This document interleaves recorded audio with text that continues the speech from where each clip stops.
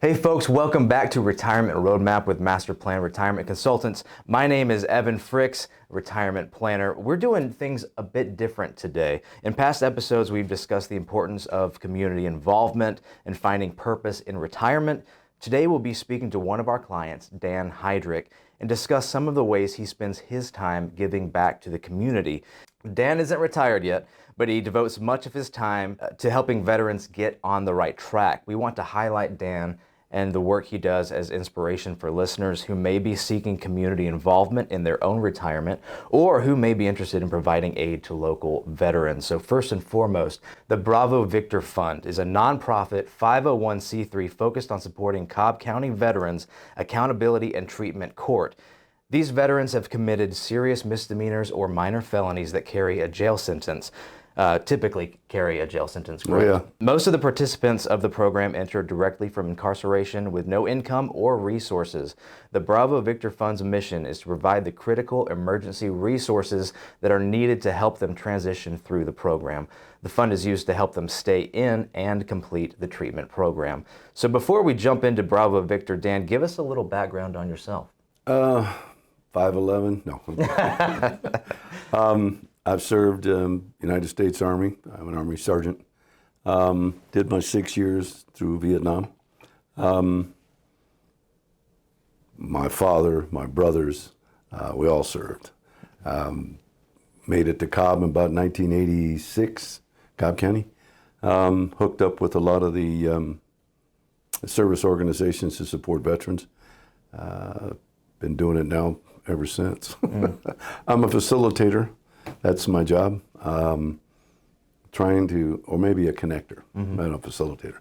I connect people to people to people, especially amongst the 501c3s. You do that professionally as well, and that probably carries over really well to the 501c3s. No, that's right. I'm an executive recruiter, engineering and science, but most part, that part falls outside the realm of the vets. But yes, it gives me the speaking capabilities to get what I need done. Absolutely. So how long have you partnered with Bravo Victor Fund?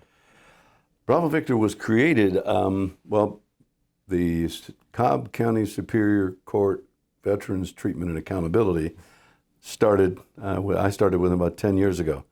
The Bravo Victor was established about midway through that because we just didn't have the funds. The program's all volunteer through Cobb County. The folks that come through, as you had said, sometimes are financially strapped. Including housing, transportation, food, clothing, what have you. So they get in the program. We try to find them housing through HUD, BASH, and things like that, and other organizations. But then they don't have any furniture. They don't have any food. So they get them set up with the VA so they can get benefits that are deserved. So Bravo Victor was created to fill the void. We had a person whose mom was really sick in Chicago. We bought him a plane ticket, flew him up there to get home. Funerals, folks that have no need for have no transportation needs, and probably no tires because we had to buy a set of tires for somebody to put them on his car. And then from there, obviously Bravo Victor takes care of the storage for storing furniture and stuff that I collect. They had a place to put it. So that we can get them furniture now. So it's a stopgap. And by the way, at a certain point, the veterans that are being given the funds can pay it back. Certain things we'll advance, certain things they'll pay back, certain things we just gift. Right? And so it pays for what the volunteers and the other associations don't give back. I think the first introduction to Bravo Victor that you introduced me to was something as simple as cleaning up someone's yard. And then finding homes for these folks. A lot of these guys or gals are provided housing. A lot of times those houses are empty.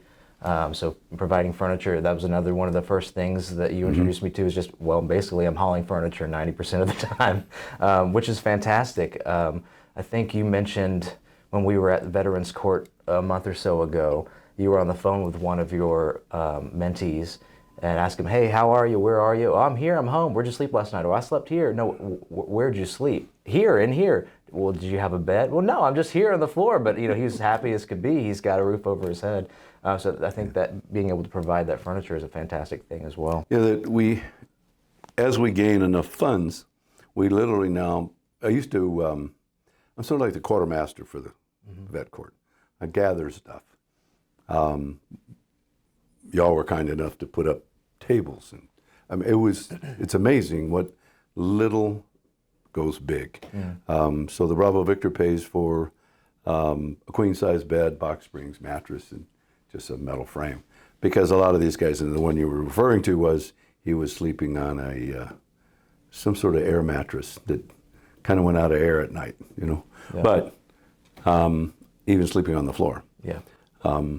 Example, I called a gentleman that called me and said he was told to call me because I might have some furniture. The echo in the room was so loud. Yeah. But he was so happy. Yeah. He's got a place, I got a shelter. So yes, it is worth every ounce of giving it back that way.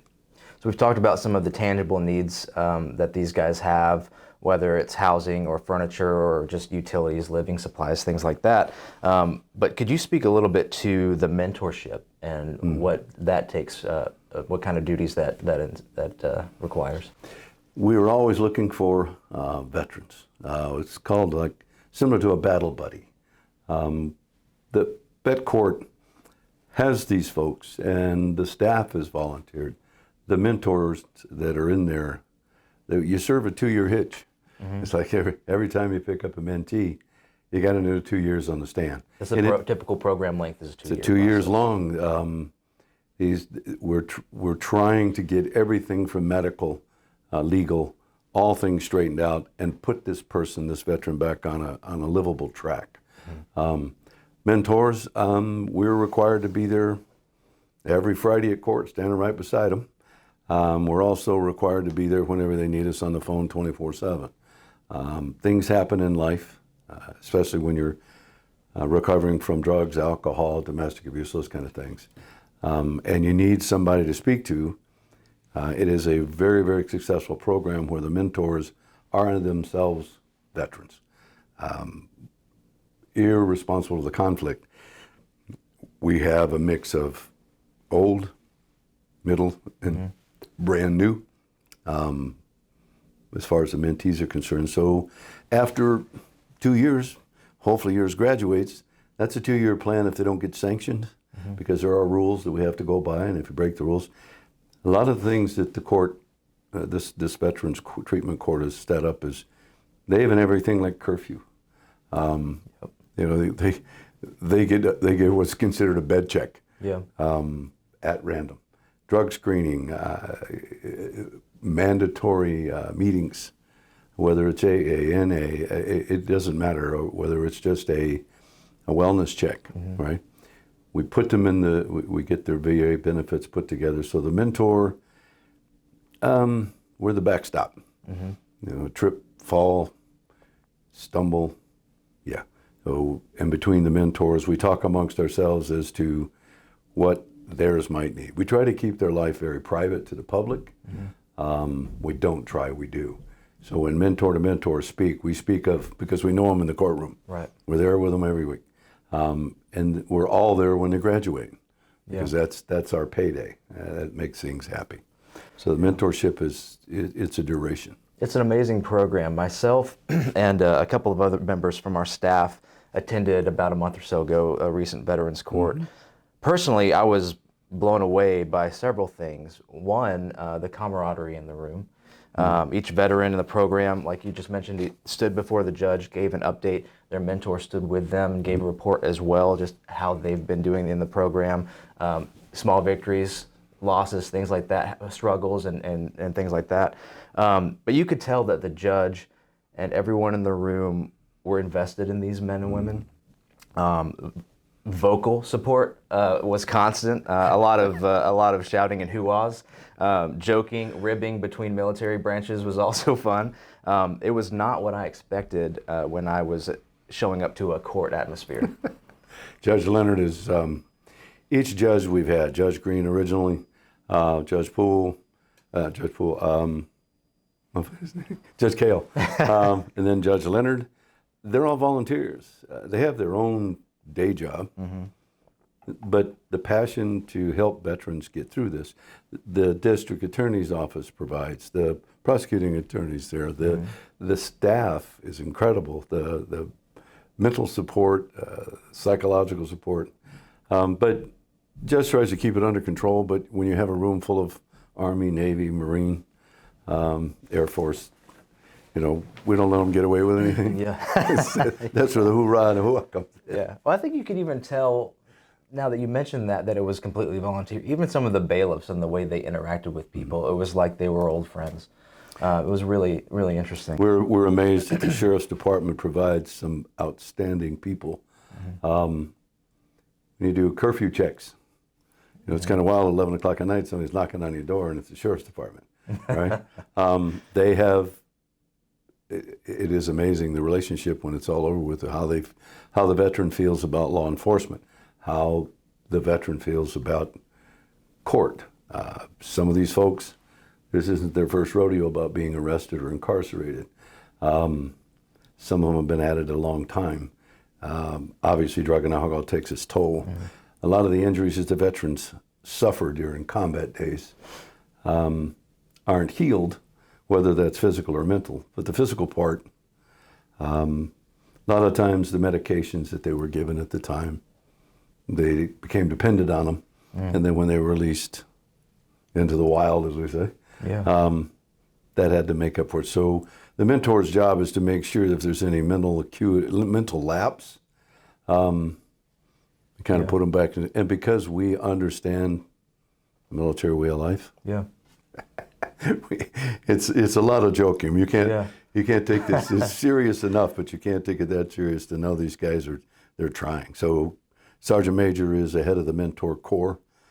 He assigns a mentor to a very specific mentee.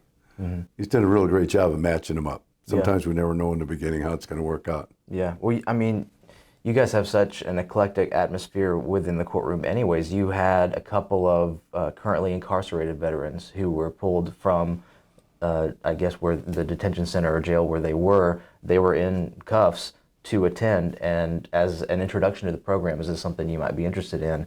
It's a lot of work, and you'll see by some of the feedback from the veterans between the vets and the judge, it's a long process, and it is not easy, but they even shared at the end, the two incarcerated gentlemen, that they were shocked at the support in the room and that something like this existed. Talking about fundraising, those orange jumpsuits that you see them come in with, that's normal county suits. They're different colored because I don't know how the coding works there. The sheriff told me one time. But we're working for our veterans in the vet pod. Our next fundraiser will be to Well, before you go on, tell the audience what the vet pod is. So when you're incarcerated, you go into general population. Veterans in general population don't do well. They have a different kind of tick. When we were having the vet courts early on, and one of our veterans would make a mistake, they would be sanctioned, and a day in jail, 3 days in jail. There's a certain period where we move them out of the program, but they were being put back in general population. Sad enough, one of our veterans was put back in general population, and because the other folks in the prison realized he had special privileges, they worked him over pretty good. We started a program. I started working with Sheriff Owens. Commissioner Richardson was behind it. We decided if we had a place, and that's what happened. We wound up with space, wound up with the funding for guards for the males. Went out and found this lovely lady who painted a huge mural on the wall inside that pod. So now they are amongst themselves. As long as they don't make a mistake, these veterans are in that pod. The other duration, it gives us a chance in the Veterans Court to get to them easier. It gives their attorneys and the VA an easier chance to get to them. Being in general population, you just don't get to check out and go see somebody. So the vet pod was an amazing accomplishment by a lot of good-hearted people. But they're in there with those suits.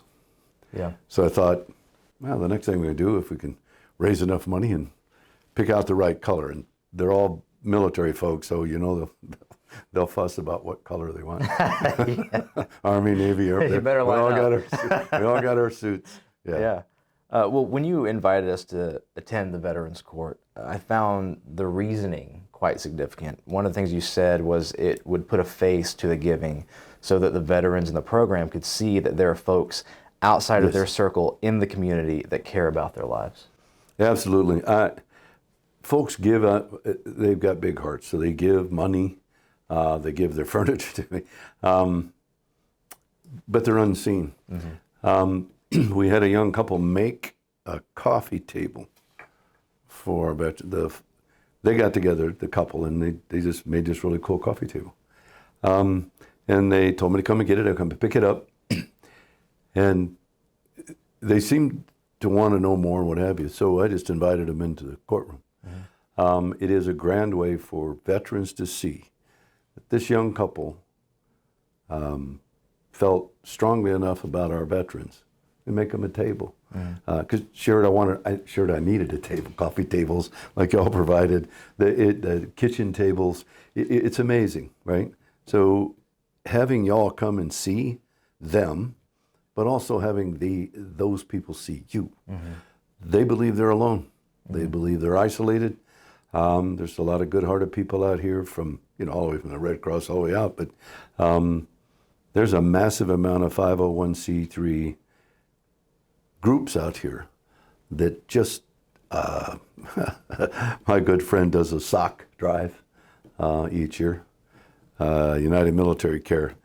She does it because her father, during his days of war, kept complaining about how cold his feet were. So she's raised by socks. They all provided undergarments and undershirts. And you'd be surprised what's missing. We held a thing, United Military Care held a thing at the Cobb we've had it 2 years in a row. It's called a We Care Fair. They have one in November coming up. Coming up in November, absolutely. Just finished one in Rome, smaller version, but same type. We're getting calls to do it all over because it's so successful. But to give you an idea, in Cobb County, the richness of Cobb County and the richness of people around, it's a Sweetwater mission. I think they said it's like 90,000 pounds of food. We took 10 to 14 homeless right off the street during the 2 days we were there. Haircuts, showers, connection. The irony of that is that whole building was full of 501c3 folks supporting veterans. We literally had a waiting list. They had to turn them away. Every one of those units, they have certain things that they do special. Correct me if I'm wrong, weren't there even things helping with legal documents and things like that as well? Folks helping on that? Problem with being homeless is you get arrested for just about anything. Yeah. And then you don't want to show up to court because you don't have the money to. It's a cycle. Well, and you can't get into a homeless shelter unless you have certain documents, and that's right. Folks don't have access to those. We were working really hard. Senator Ossoff was kind enough to back a bipartisan committee to really get a simple piece of paper. It's called a DD 214. Most of your veteran viewers will understand right away. Without that, you're not even a veteran. So each of those things, and that's what went down at any of the new regulations from the VA would get pushed through.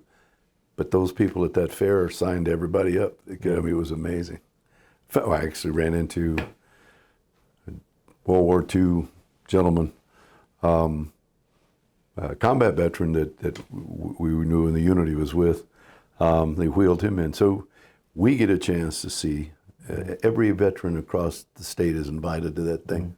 That's kind of cool.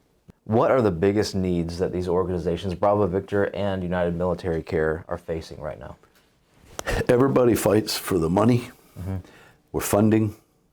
And I'd say that each of them have their own. Money's the number one. We need political oversight to help us move it forward. But each one of these 501cs, will have their special need, whatever they do. United Military Care has a small pantry that they have, goods and services that they put out. A lot of these folks are given food on specific places and times, transportation. So I think if veterans had anything to do with anything, organizations that support them, we need housing, and unfortunately, Cobb County is a expensive place to live. Yeah. So we don't have that much.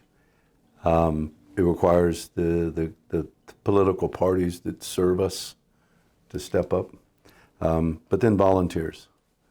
You can't imagine when these programs go down how much work it takes, and it takes these people away from their family, their friends, their loved ones. They do it out of the sacrifices of their heart. They can always use another hand. Yeah. Well, where can our listeners learn more about volunteering for these organizations? Obviously, we'll put links in the bio, as it were, the video description on YouTube. But for those radio listeners, where can they link up with these organizations? I would say, depending on what they want to do, call me. Careful. The radio might have a lot of listeners. That part of it, United Military Care, obviously if you're a veteran, you want to provide your time. The Cobb Veterans Court, obviously the Superior Court of Cobb County. United Military Care, if Miss Kim doesn't know it exists, it doesn't exist. So there's a great hookup there for being able to make that connection. But we're just pushing for as many veterans to help us in the Veterans Court as she would be to have people help them fund for clothing and support. And that's a great need, is more mentors who are veterans, and that's a huge commitment. That's a lot of commitment, but that is a huge need as well, and a great place. I think if you're a veteran and knew your military days, you'd understand the need. The need to be able to just simply give back to a brother or a sister. From the military standpoint, you know what they're going through. Yeah. You can help them through it. Yeah. So you're already extremely active with Bravo Victor and United Military Care. Do you see your involvement changing in retirement? Well, if I retire? If you retire? I'll try to push more on the political side for Veterans Affairs. That's Great, where it's headed. That would be my next goal. If I had more time to talk to sitting politicians, it'd be easier. Yeah, absolutely. And last thing, in your view, what's the most significant contribution to the community from Bravo Victor? Taking care of veterans who really need a second chance. Yeah. Absolutely, 100%. They are backing these men and women that just want another chance to come above the waterline, and it's working. Absolutely. Well, Dan, thank you so much for being here today. Thank you so much for sharing. Thank you for your service. Thank you for sharing and making us all more aware of how we can take care of those who have taken care of us. Folks, I want to thank you for listening and catching up with us today. Don't forget to check out our website, masterplanretire.com. You can schedule your complimentary consultation there to discuss your own retirement, or call us at the office, 770-980-9262. Also, if you want to check out Bravo Victor Fund or United Military Care, first of all, I know you can find them both on Google, but in the video description, we will put links to both of those sites if you want to get involved for yourself. Thanks again for listening. Dan, thanks for being here, sir. And remember, folks, plan well and prosper.